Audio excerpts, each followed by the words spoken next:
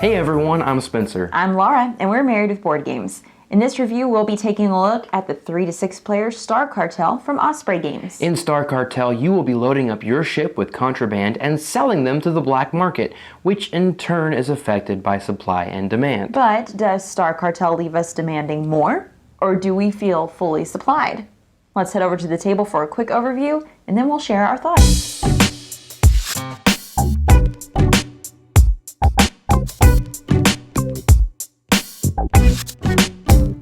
Now this is set up for a 3-player game. You can play 3 to 6. Everybody has one of these starting ships. They're all the same, just different colors. But I went ahead and removed the other 3 because I'm just using the 3 ships already on the table to show you how to play. It keeps track of the value of each of the contraband pieces that you're trying to sell. You've got medicine, chocolate, guns, crystals, and then these plant things.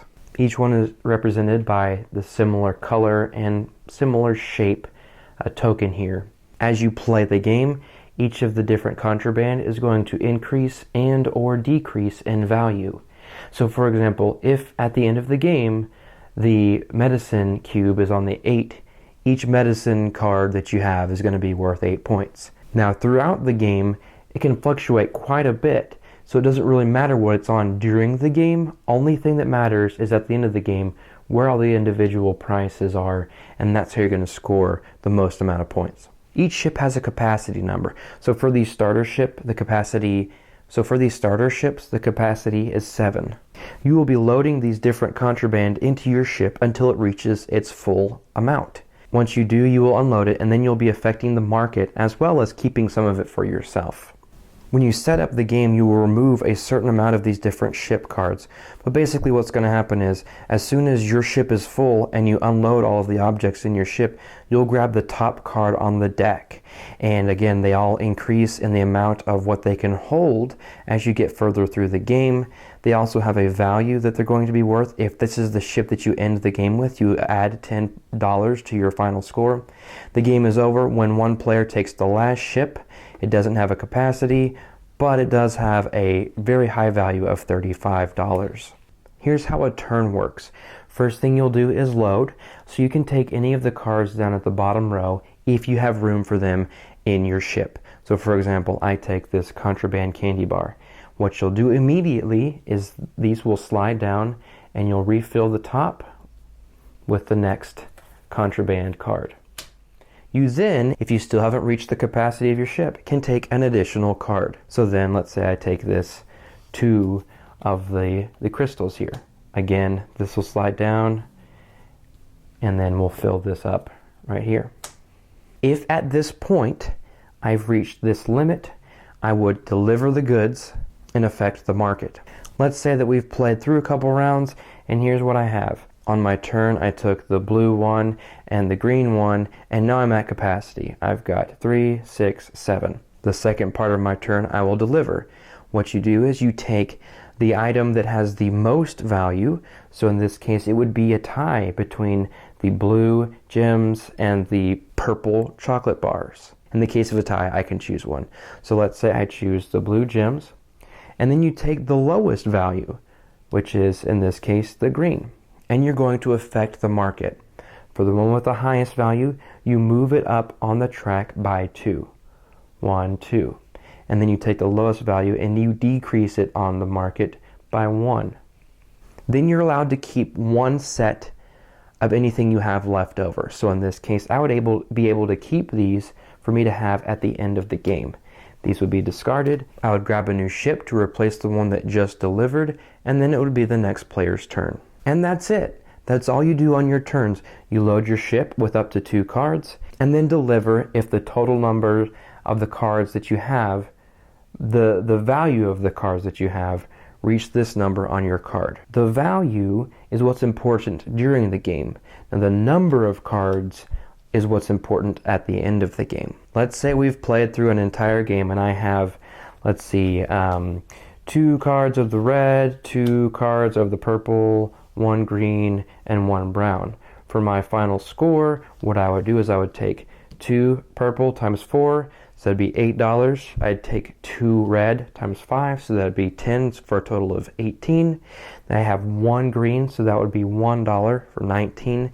And I have 1 gray gun, which would be 6, so that would be 25. So in this case, with this state of these cards and the board, I'd have $25 for my final score. You do have to be watching what the other players do, because if you're trying to keep the value up on the candy bars so that you can collect as many of the candy bars as possible, well, they may be trying to move that down. So you're going to end up with the low value cards at the end of the game if you don't balance out what they're doing. But that's pretty much it. As I said earlier, once somebody takes the last ship, you enter one final what is called a rush delivery round. Basically, the only difference is, on your turn, you go ahead and deliver everything, even if your ship isn't at its capacity. And the contraband token of the largest type only moves up 1 space, and the token of the smallest type doesn't move at all. One final thing of note is that some of these ships, as you get to the higher values, have special abilities on them. So for example, this one says, when delivering, you may move the largest set down 2 in value, or the smallest set up 1 in value. You may not do both. Another one is this. When delivering, after resolving the largest and smallest sets, you may stash 1 additional remaining set. So you can add more cards to your stash. This one's interesting. If you have 2 cards of the same type, you may load a 3rd card of that type from any row in the hub.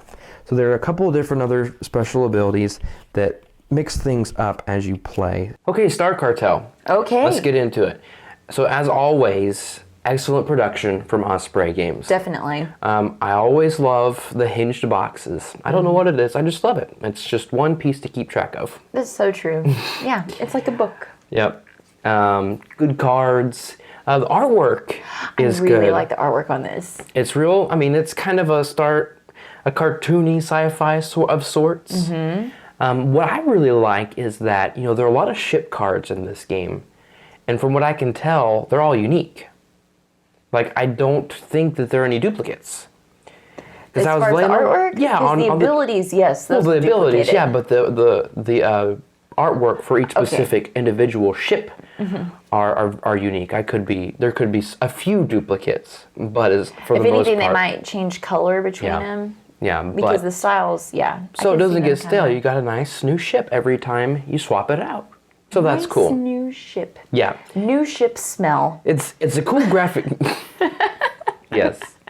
It's a cool graphic design too. It is. I like it a lot. It's very clean. I like the title, but then on the cards, I like how it has. You've got the representing the actual items that you're shipping. Right. You got that, and then on the ship cards again on the back, you've got kind of some flavor text for each of the ships. Yeah, that's fun. And then the ones with the abilities, it lays it out there real nice, so you don't have to refer to the rule book when you're looking at those. Oh yeah, it's so well explained there because they used a good size card. I think that's really overall because the item cards are small, but those ship cards are big enough that you can fit plenty of text on there. Yeah.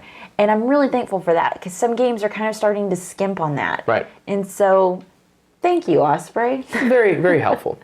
Yes. How do you think, how easy is this to play? I think it's pretty easy as long as you understand that. I think it took a few people that we've played with a couple of rounds to finally understand the way that the prices change due to what you sell. Right, like figuring out, okay, I need to pick up multiple items so that I have some to keep, some to sell, the highest and the lowest to sell, so I need to space those out. That whole concept does take a couple of rounds for a few people to get. Right. But as far as what you're essentially doing in the game, you're really doing 2 actions. You're picking up cards, and then once you're full, you're delivering them. So it's pretty straightforward as far as the gameplay goes. Right. But I agree with you. I think there is some hang up a little bit, but I think that can be, after a couple rounds, people generally get it. Very, very quickly. What I think my favorite thing about the game, and thank goodness it is because it's a major aspect of the game, is that market manipulation. That is really cool. I like that. I mean, you've got you really have to think about what cards you're picking up and how that's going to affect the market in the long run. In multiple ways, really, because you want to raise the prices for the sets that you're collecting so they're worth more at the end of the game. But, I mean, the way you have to balance that out is, collect those items on some rounds, but on other rounds you have to turn them in to help bump up the price, right? Right. And that is a difficult balance to find sometimes. Well, and also you can kind of pay attention to what your opponent's doing and sabotage them by lowering the prices for what they're trying to collect. I'm much better at that. It's true. I'm much better at sabotaging other people than actually acquiring stuff that helps me. Well, and so because of all of that, though, you really have to pay attention to what's going on. This isn't a game that you can just check out when it's not your turn. Because you can go, like say you take your turn and go play on your phone which we don't recommend. But when you come back, you can look at the state of the market. Especially since the stuff that you're keeping, that you're stashing, you're turning it face down. Yeah. So, I mean, that's your only chance to see what your opponents are stashing. Exactly. So you want to see what they're grabbing. So, yeah, you have to be paying attention. But also, you come back and you realize, holy moly, this card that I'm counting on to deliver lots of money for me. Look how much the price has dropped. Right, exactly. So I think that's really neat that you have to stay engaged the entire time. Definitely. But because the turns go so quick, you don't feel the need to check out, really. Because by the time, it gets back to you, not much time has passed. Right. Definitely. Cool. And so with going and selling your items, because you've picked up those items, with every item that you pick up, you have to swap out the cards that are out there available. And that is just a little bit irritating. Well, yeah, it's a little fiddly because of how quick those turns go. It's like, bloop, cards down, bloop, cards down. And inevitably, because the way that we play, I mean, the whole thing just becomes kind of a jumbled mess. Yeah. We don't keep them in good straight lines. If anything, you have to constantly be adjusting them. Right, and that's why I think it might be good for them to go for maybe like a special exclusive thing, a mat. Play mat, yeah, that'd be cool. It would help with sliding the cards for sure. Yes. I can imagine a nice, cool-looking a mat with fits stars. With this. Yeah, that would be really cool. Well, and also I think to kind of, I'll always prefer physical board games, but I think one thing that would make that flow even better is if this was an app, because you wouldn't have to mess with that. They're automatically doing that through the use of an app. That's very true. But anyway, I mean, there's not really, I don't see another way around that, but it is it is kind of fiddly to do that every turn. Right, definitely. But okay, so moving on to the ships. Yes, we've talked about the items and all that stuff. The ships, we've kind of hit on it, that the abilities are very handy. They are. Well, and I could see how the game could get stale without those abilities. Oh, yeah. Because having to only be able to choose from that bottom row, it kind of gets frustrating after a while. Well, and even sometimes there are some ships that allow you to keep more than one class of contraband item. Yeah. And that's very helpful. That is very helpful when you're someone who is paying attention to what you need to be keeping. Right. Well, and sometimes you might miss out on some of those ships with those really cool abilities based on how those ships are taken. So that's another thing that changes up from play to play. Some games you may have certain ships with these abilities and some others you may not. So it's really cool to explore how well those abilities help you or help your opponents, and then you have to react to what they're doing with those too. That's true. So I've talked about how much I like the market manipulation.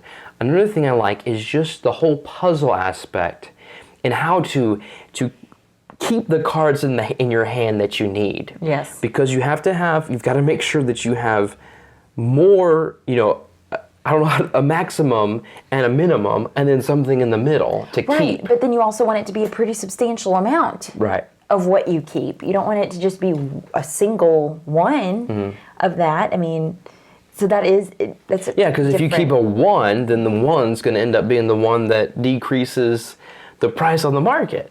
So that puzzle of you've got that limit that you can keep in your ship, but the puzzle of fitting the right cards in your ship and adding the, you know what I'm trying to say? Yes. Yeah, okay. It's really cool, and I really enjoy that. And, you know, it makes it challenging with those size limits on those ships. Oh, it does. And it's funny how, you know, at first you're like, this is going to take a little while to fill up the ship. And then when you finally fill up your first ship and then turn it in, and then you start doing the bigger ones even, it feels like they're filling up faster just because you're learning more about how to select those cards. Right. It's very interesting. Right. Well, and, you know, it changes things up again from round to round because you're constantly adding more capacity to your ships. And like you said, you're learning as you go on how to be efficient in selecting the right cards. Yes. And again, with those abilities, it's making it easier for you to do that as well. That's right. So that's really cool. I like that touch. It's a pretty quick moving game. It is. Not a long game at all, maybe 30 minutes, if that, I would say. And player... And that's at several player counts. However, we still think that 4-player is the best. Definitely.